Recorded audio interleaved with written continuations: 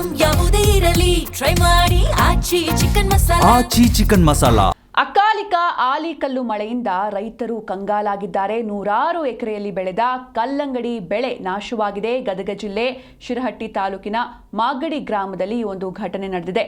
150 ಎಕರೆಯಲ್ಲಿ ಕಲ್ಲಂಗಡಿ ಬೆಳೆದಿದ್ದ ರೈತರು ಗೋಳಾಡ್ತಾ ಇದ್ದಾರೆ. ಆಲಿಕಲ್ಲು ಮಳೆಯಿಂದ ಸಾವಿರಾರು ಕ್ವಿಂಟಾಲ್ ಬೆಳೆ ನಾಶವಾಗಿದೆ. ಇಸ್ರೇಲ್ ಮಾದರಿಯಲ್ಲಿ ಕಲ್ಲಂಗಡಿಯನ್ನು ಬೆಳೆದಿದ್ರು ನೇಗಿಲ ಯೋಗಿ ಶಿವಕುಮಾರ ಕುರ್ತಕೋಟಿ 5 ಎಕರೆಯಲ್ಲಿ ಕಲ್ಲಂಗಡಿ ಬೆಳೆಯನ್ನ ಬೆಳೆದಿದ್ರು. ಪ್ರತಿ ಎಕರೆಗೆ 1.20 ಲಕ್ಷ ಹಣ ಖರ್ಚು ಮಾಡಿ ಬೆಳೆದ ಬೆಳೆ ಇದು.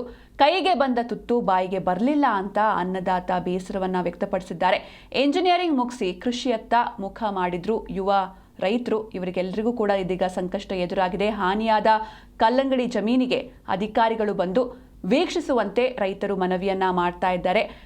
ಬೆಳೆ ಹಾನಿಯಾದ ರೈತರಿಗೆ ಖರ್ಚು ಮಾಡಿದಷ್ಟು ಪರಿಹಾರ ನೀಡಬೇಕು ಎನ್ನುವಂಥ ಒತ್ತಾಯಗಳು ಕೇಳಿ ಬರ್ತಾ ಇದೆ. ಸಾಕಷ್ಟು ಜನ ಡಿಗ್ರಿ ಮಾಡಿ ಇಂಜಿನಿಯರಿಂಗ್ ಮಾಡಿ ಕೃಷಿಯತ್ತ ಮುಖ ಮಾಡಿದ್ರು ಅಂತ ಯುವ ರೈತರಿಗೂ ಕೂಡ ಸಂಕಷ್ಟ ಎದುರಾಗಿದೆ. ಅಕಾಲಿಕ ಆಲಿಕಲ್ಲು ಮಳೆಯಿಂದ ರೈತರು ಕಂಗಾಲಾಗಿ ಹೋಗಿದ್ದಾರೆ. 100 ಎಕರೆಯಲ್ಲಿ ಬೆಳೆದ ಕಲ್ಲಂಗಡಿ ಬೆಳೆ ನಾಶವಾಗಿ ಹೋಗಿದೆ.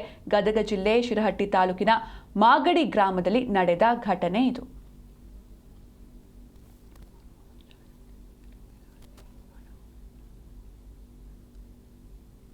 ಇಂಜಿನಿಯರಿಂಗ್ ಕಂಪ್ಲೀಟ್ ಮಾಡಿಕೊಂಡು ಬೆಂಗಳೂರಲ್ಲಿ ಜಾಬ್ ಮಾಡಿ ನಾವು ಕೃಷಿ ಮಾಡೋಕ್ಕಂತ ಸ್ಟಾರ್ಟ್ ಮಾಡಿದ್ವಿ. ಅಲ್ಲಿಂದ ಇಲ್ಲಿವರೆಗೂ ನಾವು ಚೆನ್ನಾಗೇ ಇನ್ಕಮ್ ಮಾಡ್ತಾಯಿದ್ವಿ. ಅದಾದಮೇಲೆ ಈ ಸರಿ ಒಂದು 2026 ನಾವು ಕೂಡ ಸ್ಟಾರ್ಟ್ ಮಾಡಿದ್ವಿ ಕಮರ್ಷಿಯಲ್ ಇಸ್ರೇಲ್ ಪದ್ಧತಿಯಲ್ಲೇ ನಾವು ಎಲ್ಲ ಕೃಷಿ ಮಾಡ್ತಾಯಿದ್ವಿ. ಅದರಲ್ಲಿ ಪರ್ಟಿಕ್ಯುಲರಾಗಿ ಮೇನ್ ಬೆಳೆ ಅಂತಂದರೆ ವಾಟರ್ ಮೆಲನ್ನೇ ನಾವು ಮಾಡ್ತಾಯಿರೋದು. ನಾವು ಈಗ ನೋಡಿ ಸರ್ ನಾನು ಟೋಟಲ್ ಒಂದು 5 ಎಕರೆ ಹಾಕಿರೋದು. 5 ಎಕರೆದಲ್ಲಿ ನನಗೆ ಒಂದು 5.5 ಲಕ್ಷ ಖರ್ಚಾಗಿದೆ. ನಂದು 5.5 ಲಕ್ಷ. ಇವಾಗ ನಾವು ಈ ವಾರ್ ಎಫೆಕ್ಟು ಮತ್ತು ಆಮೇಲೆ ಈ ಅಕಾಲಿಕ ಮಳೆ ಆನೇಕಲ್ ಮಳೆಯಿಂದಾಗಿ ಏನಾಗಿದೆ, ನಮಗೆ ಹಾಕಿರೋ ಬಂಡವಾಳ ಕೂಡ ಅದರಲ್ಲಿ ಒಂದೇ ₹1 ಕೂಡ ಬರಲ್ಲ ಸರ್. ಸುಮಾರು ಒಂದು 40 ಜನ ರೈತರು ಎಲ್ಲರೂ ಒಂದು ಒಗ್ಗಟ್ಟಿನಿಂದ ಒಳ್ಳೆಯ ಒಂದು ಹುಮ್ಮಸ್ಸಿನಿಂದ ಒಂದು 150 ಎಕರೆ ಕಲ್ಲಂಗಡಿನ ಮಾಡಿದ್ವಿ. ಒಳ್ಳೆ ಇಳುವರಿನೂ ಕೂಡ ಬಂದಿತ್ತು. ನಮ್ಗೆ ಒಳ್ಳೆ ಇಳುವರಿ ಬಂದಿತ್ತು, ಒಳ್ಳೆ ರೇಟೂ ಇತ್ತು. ನಾವು ಒಳ್ಳೆ ಬೆಳೆ ಬರುತ್ತಾ ಅನ್ನೋ ಒಂದು ನಿರೀಕ್ಷೆ ಒಳಗಿದ್ವಿ. ಪ್ರತಿ ವರ್ಷ ನಾವು ಮಾಡ್ಕೊತ ಬಂದೇವಿ. ಈಗ 5-6 ವರ್ಷದಿಂದ ನಾವು ಕಲ್ಲಂಗಡಿ ಮಾಡೀವಿ.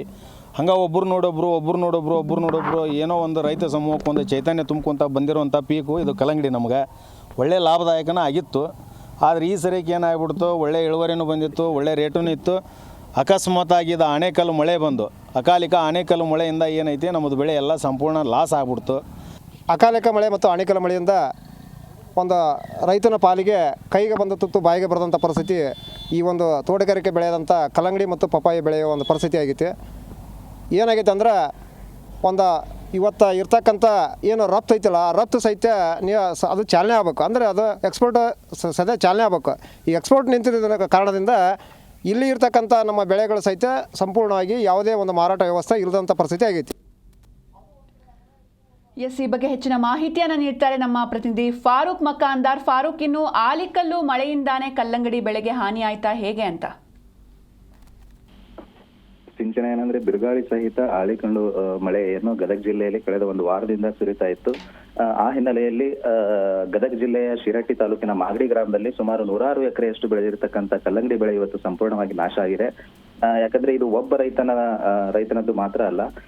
ಶಿವಕುಮಾರ್ ಕುರ್ತಕೋಟಿ ಅಂತಕ್ಕಂತ ರೈತ, ಅಂದ್ರೆ ಇವರು ವೃತ್ತಿಯಲ್ಲಿ ಒಬ್ಬ ಇಂಜಿನಿಯರ್ ಆಗಿ ಕೆಲಸ ಮಾಡ್ತಾ ಇದ್ರು. ಆದ್ರೆ ವೃತ್ತಿಯನ್ನ ಬಿಟ್ಟು ಪ್ರವೃತ್ತಿಯಲ್ಲಿ ಇವತ್ತು ಕೃಷಿಯಲ್ಲಿ ತೊಡಕೊಂಡು ಸುಮಾರು ಪ್ರತಿ ಎಕರೆಗೆ 1,20,000 30,000 ಅಷ್ಟು ಖರ್ಚು ಮಾಡಿ ಕಲ್ಲಂಗಡಿಯನ್ನ ಬೆಳೆದಿದ್ರು. ಆದ್ರೆ ಕೈಗೆ ಬಂದ ತುತ್ತು ಇವತ್ತು ಅವರ ಬಾಯಿಗೆ ಬರಲಿಲ್ಲ ಅಂತಕ್ಕಂಥ ಒಂದು ಪರಿಸ್ಥಿತಿಯಲ್ಲಿ ಇದ್ದಾರೆ.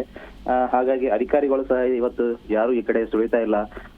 ಯಾಕಂದ್ರೆ ಹಾನಿಯಾಗಿರ್ತಕ್ಕಂಥ ನಮ್ಮ ಜಮೀನಿನ ಕಲ್ಲಂಗಡಿ ಬಗ್ಗೆ ಯಾರ ಸೂಕ್ತ ಪರಿಹಾರ ನೀಡಬೇಕು ಅಂತಕ್ಕಂಥ ಒಂದು ಒತ್ತಾಯ ಆಗಿದೆ. ಇದು ಕೇವಲ ಮಾಗಡಿ ಗ್ರಾಮದ ಈ ಒಬ್ಬ ರೈತ ಶಿವಕುಮಾರ್ ಅನ್ನೋ ರೈತನನ್ನು ಮಾತ್ರ ಅಳಲಲ್ಲ.